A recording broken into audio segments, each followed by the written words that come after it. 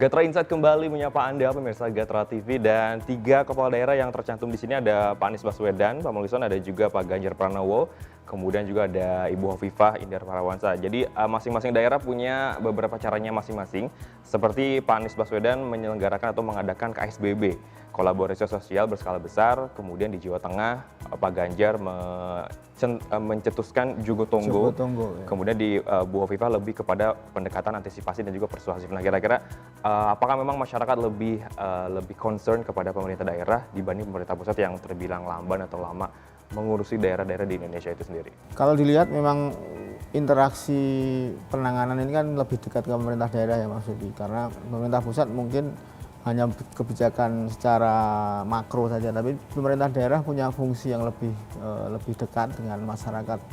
Jadi penanganan yang memang akan dilakukan itu akan berdampak kalau pemerintah daerahnya lebih banyak bergerak, karena bagaimanapun pemerintah pusat tidak bisa langsung ke daerah gitu kan. Tetap pemerintah daerahnya kebijakan-kebijakan apa yang diambil, pusat mungkin hanya mendorong di belakang. Tapi ya inilah yang mungkin dari sisi itu yang sangat terlihat kalau misalnya pemerintah daerahnya tidak terlalu aktif gitu, ya tidak akan kelihatan.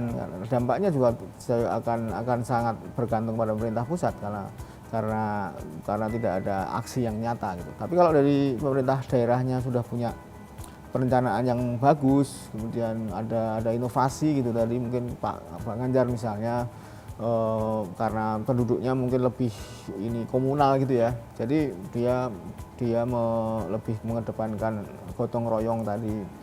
Kemudian Pak Anies juga seperti itu, juga bersama. Tapi intinya bagaimana pemerintah daerah ini melakukan aksi itu yang lebih dinilai, karena pemerintah pusat mungkin hanya konteksnya dalam strategi aja dan sekarang pemerintah pusat lebih hanya wacana, dan itu pun sering melakukan blunder.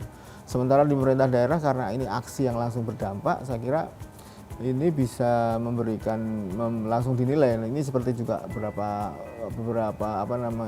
kepuasan publik dari sisi persepsi publik. Mereka melihat ini mungkin cuma hanya dari berita, mereka melihat dari berita itu melihat bahwa pemimpin daerah lebih punya aksi yang nyata gitu ke masyarakat. Terkait dengan kepuasan publik juga dari rekan-rekan Drone Emprit, ada salah satunya Pak Ismail Fahmi juga menyebut bahwa pemerintah pusat itu lebih lambat daripada pemerintah daerah menangani wabah COVID-19 ini. Apakah memang sekali lagi apakah mungkin masyarakat sudah lebih percaya kepada pemerintah daerah atau mungkin terlalu greget untuk ke pemerintah pusat? Pemerintah pusat mungkin lebih karena banyak blunder ya, karena pejabat-pejabatnya juga pembantu-pembantu presidennya lebih tidak konsisten dalam melakukan memberikan pengumuman gitu. Misalnya hari ini kebijakannya A, besok kebijakan C, berubah-ubah ya berubah-ubah, itu jadi membuat bingung. Jadi orang juga akhirnya tidak diperhatikan lagi, lama-lama juga orang jadi bingung kan. Tapi mereka di daerah yang memang dilihat dari segi dampaknya secara langsung, berefeknya secara langsung, pemerintah daerah karena punya kepentingan juga. Kalau memang daerahnya jadi lebih banyak orang terkena gitu, terdampak, yang repot juga akan pemerintah daerah gitu kan. Sementara pemerintah pusat ya mungkin sekarang sudah ada penanganan, misalnya melakukan pengadaan alat tes dan sebagainya.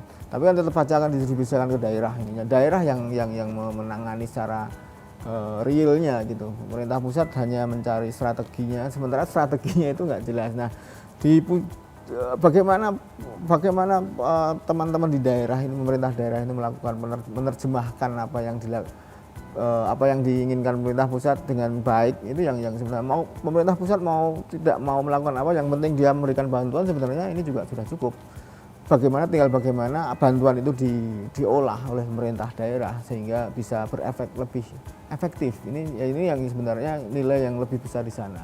Oke, baik, nanti akan saya bahas lagi lebih jauh mengenai survei kepuasan publik, mengenai kinerja, apalagi yang tidak kalah menarik dari survei kinerja Pak Jokowi dan juga Pak Maruf Amin ya. Tapi setelah jeda pariwara berikut ini.